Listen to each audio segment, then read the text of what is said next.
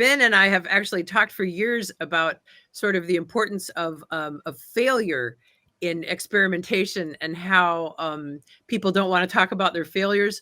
Remember, Ben, I think there actually is a conference now on it, but we used to talk about how it would almost be more useful if people would talk about their failures as much as their successes, because you can learn so much from it. Yeah, there's a lot of issues there. I mean, part of it's just status and ego, and part of it's just time allocation, right? Like if I do an experiment and it works well, I'm going to take time to document what I did. If I tried something that didn't work, it's boring to go through and document what you tried and what didn't work and what didn't work. I mean, you could instead be trying to make something work, but then the result of that is that no one sees what you tried. I mean, I think there are ways you could use LLMs and other modern technology to help that. Actually, like you could just keep logs of everything you tried and get an AI to like make a summary of what you tried and why it didn't work, right? But we don't have that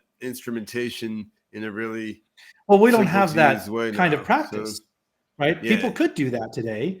And it wouldn't have been worth doing it more than 2 years ago because we didn't think we could have text processing at a semantic level so cheaply and so readily available. Right. But I will give you a counterpoint, which is that the most famous catalog of astronomical objects is nothing but a list of failures, right? Charles Messier's famous catalog of objects were specifically things that were not comets, fuzzy, prominent objects in the sky that were definitely not comets. Yeah. And it turns out those are all really interesting objects to look at. And he got much more known for the M catalog of whatever 110 objects that were not comets than any comets he actually found in his time. So, yeah. Oh, that was cool. So people, if they saw something that didn't fit any other defined description, they would look in the catalog to see if it was something that he might have made a note about.